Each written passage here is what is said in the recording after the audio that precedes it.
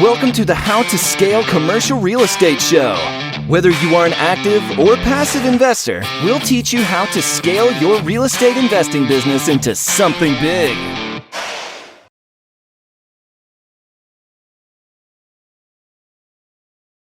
Hey, Tim, welcome to the show. Hey, thanks for having me. Happy to be here. Man, this is great. This is great. I always love interviewing people who have taken, in a very short period of time, what they've learned and then put it into practice. If you can give us the same questions I ask everybody who comes on, give us an idea of where you started, where you are now, and how you got there. Awesome. I'm going to go as fast as I possibly can. So again, thanks for having me on the show. Happy to be here. And so really quick, I'm 38. I got 3 little girls, 9, 7, and 1.5. I'm married. I've been a New York City firefighter for 15 and a half years. For the last 8 or so, I worked as an ER nurse at a level 1 trauma center. And that was my side job. A lot of the firefighters, because we work 24-hour shifts, we have plenty of time for a second career. So life was good, but I ended up working 70, 80, sometimes 90 hours a week. And, it started to wear my family. The older my girls got, they started to ask more questions. Where are you going? How come you're never home? Daddy, we miss you. My wife felt it. I felt it. It was awful. So I'd always had an interest in real estate and finances, and I read the Wall Street Journal on my phone every day, and but real estate was always one of those things, Sam, that was what some people refer to as part of the destination fallacy or the arrival fallacy of one day I'm going to get into real estate, one day I'm going to do this, and one day and when I'll have a pension and I'll be able to do other things, and that just wasn't good enough for me. So I really had to kind of spend some time and thought about what I wanted and why I wanted it and how I was going to get there and kind of deconstruct that. So, it really started summer of 19. I'm on the beach with my family, and I'm reading Rich Dad Poor Dad by Robert Kiyosaki. I'm sure most of your listeners have heard it.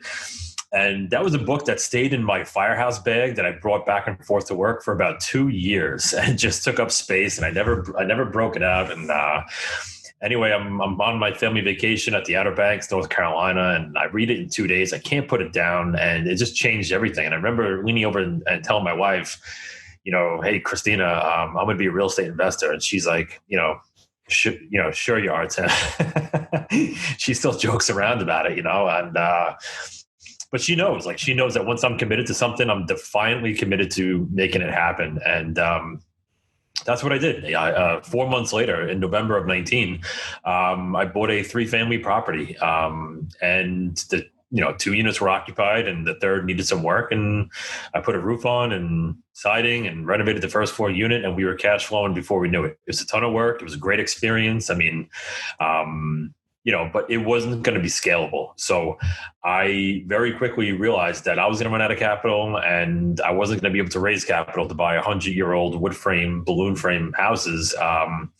It just wasn't going to work. So realized that a lot of the people that I looked up to in the multifamily space who were successful either had a coach or a mentorship, or they spent time, working for a person who was successful in the business. So even though I had some limiting beliefs about getting started in the commercial space and multifamily by getting a coach or a mentor, it took some mindset and changes and talking to a lot of people, and really working on myself to say, yes, that's something that I want to invest in. That's something that I think I should do. Talked at length with my wife about it, and then boom, I actually joined a mentorship program, got some education, met some incredible people, and it ended up being the best investment I've made so far. And here I am. I went from having 0 units and reading Rich Dad Poor Dad to, in 2 weeks, we are closing on 144 units, and that'll be 0 to 190 units in just about 13 months. That is amazing. Well done. First of all, I want to kind of rewind your story a little bit there, though. And you said, so 4 months in, you said there was some mentors or some people you were looking up to in the multifamily space. Most people don't go from, hey, I read Rich Dad Poor Dad, to even having those people to look up to. How did you find them? Yeah. So once I read that, I mean, obviously, let me back up a touch. I've read other books, having to do with real estate or having to do with finances and stuff like that. So I had an idea of who some of the big players were. But once I read that book and I just made that decision right then and there that I wanted to do this as well. I kind of just turned off all the distractions, social media, Pandora. When I was in the car, I turned my car into the university on wheels and I did straight content, whether that was podcasts, whether that was audiobooks or, it was just content all the time, YouTube, anything I can get my hands on. And I just, went for a run. I put a podcast on. That's kind of how I figured out like who the main players were, who were the giants in the space, who did I align with, who did, whose story did I hear and say, yes, like I'm aligned with that person's goals, values, the way they do conduct themselves. I want to be like that person. And then I would reach out to them. I'd email them. One person I like telling the story was a very successful operator in the space, and he left his cell phone at the end of a podcast. And I just called it. I called him and I said, "Hey, I just heard your podcast, and your story resonated with me." And we just started talking. And so, I mean, that's kind of how that worked. And, it's like everything else. Like once you start talking to people and networking with other people in this industry, you very quickly find out that there's a ton of great people. And of which, a lot of people are looking to help you out.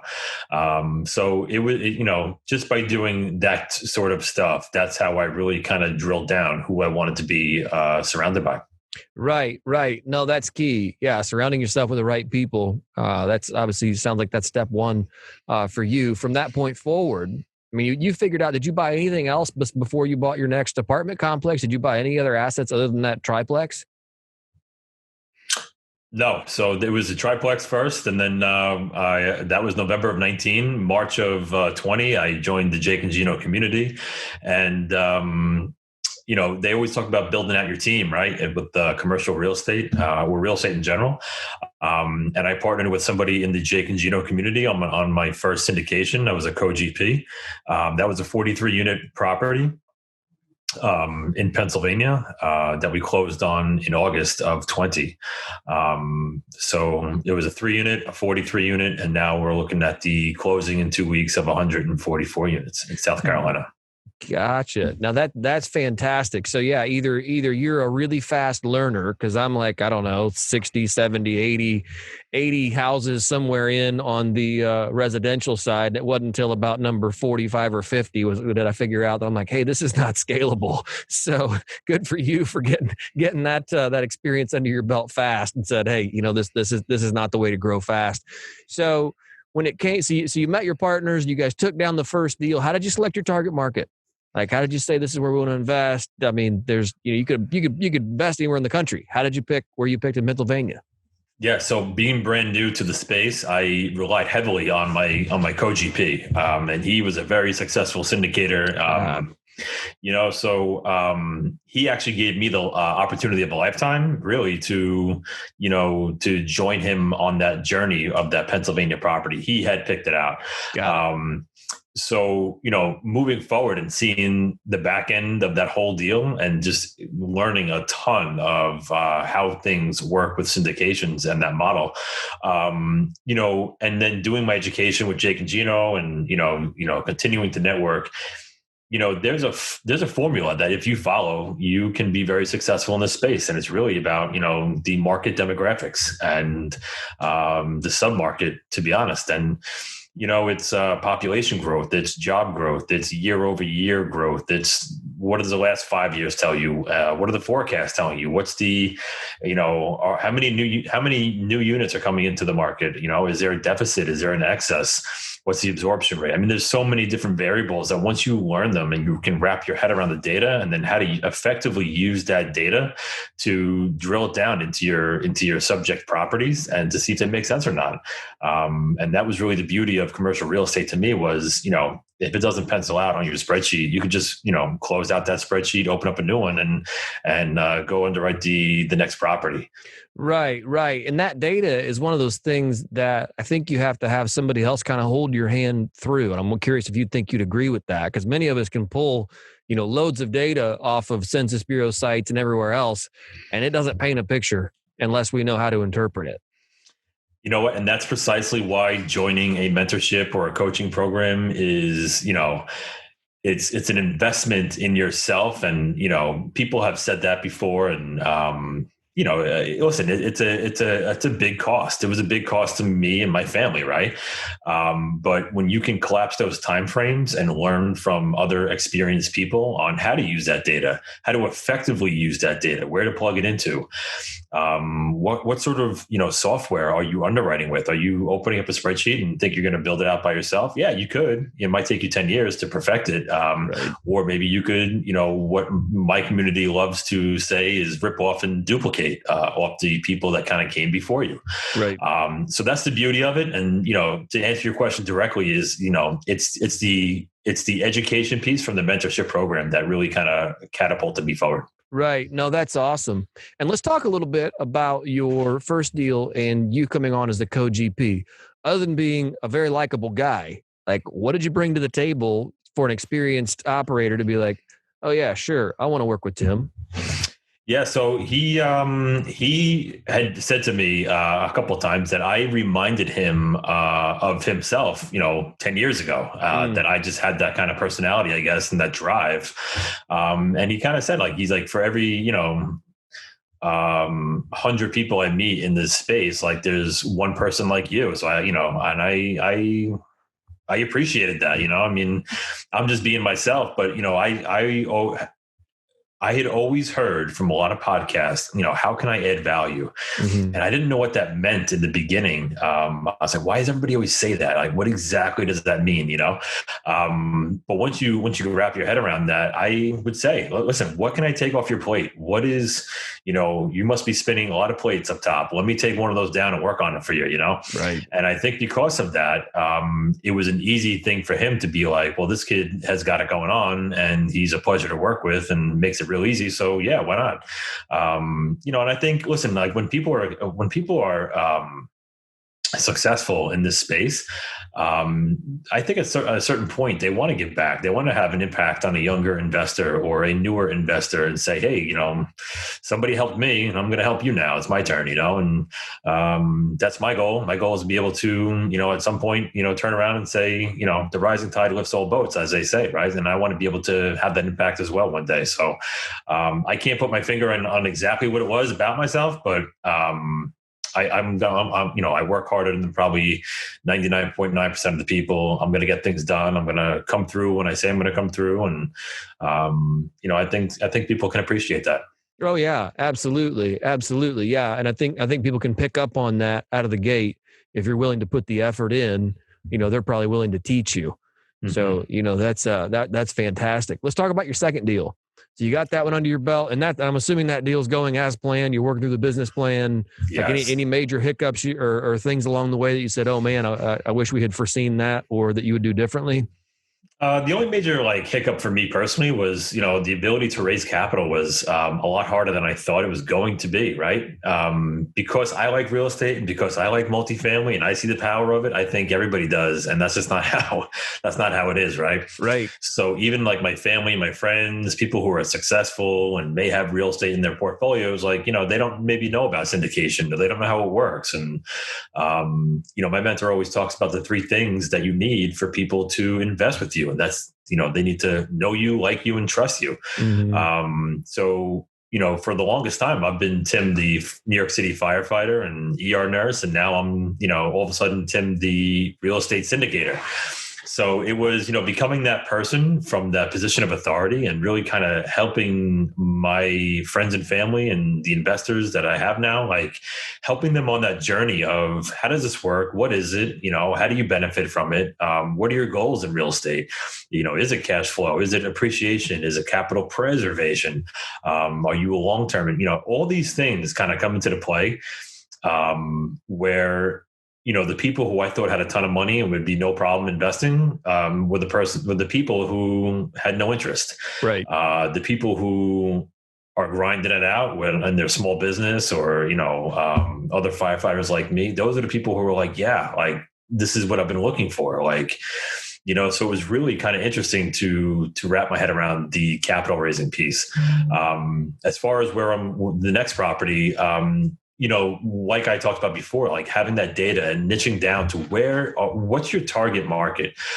Being from, the New York City area, it doesn't make a whole lot of sense to purchase multifamily real estate in a compressed cap rate environment like the Northeast, where people are by and large kind of leaving to go to, the South and, Texas and higher growth areas that have actually more landlord friendly laws and regulations, and there's population growth and job growth. Like, so once I, kind of figured out the areas I wanted to invest in, came across an opportunity with another operator in the space in South Carolina, and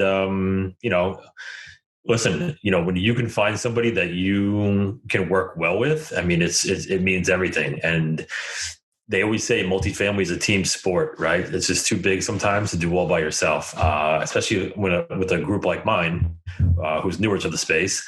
So that's where we were, man. We found a tremendous property with some good upside, and it's in a great location, and that's what we're doing. So so 13 days from today, we'll be closing on that. Congratulations. That's awesome. So again, on the second deal, somebody else again sourced that deal and kind of brought it to your attention. Is that right? Yeah, this was somebody that we had been networking with for a little while, and it was a bigger deal than they could do by themselves. So got it. They had reached. Good. Did they approach you, or did you approach them about partnering on the deal? No, they came to us. Yeah. I mean, we had a mutual friend. That's how we first started networking. And then, when it came up, it was almost like a natural fit. Gotcha. That's awesome. And so again, you're a co-sponsor on that deal. Was your second capital raise easier or harder than your first? Way easier. Okay. Way easier. Listen, there's a lot to learn there's just a lot to learn, and there's a lot to put into practice and to do it well. So, I've now surrounded myself with a great team of people, so that learning how to capital raise, there's an art and there's a science. And,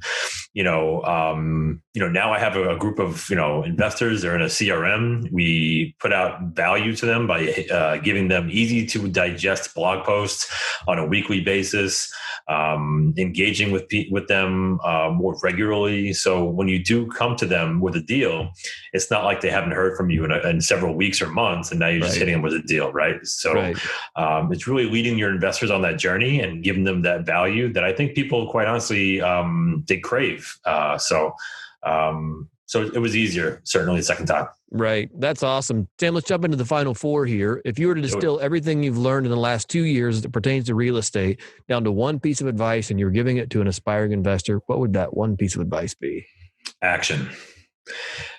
Taking the action, right? There's only so many books you can read, only so many podcasts you can consume before you get stuck and say, I don't know if I can do it.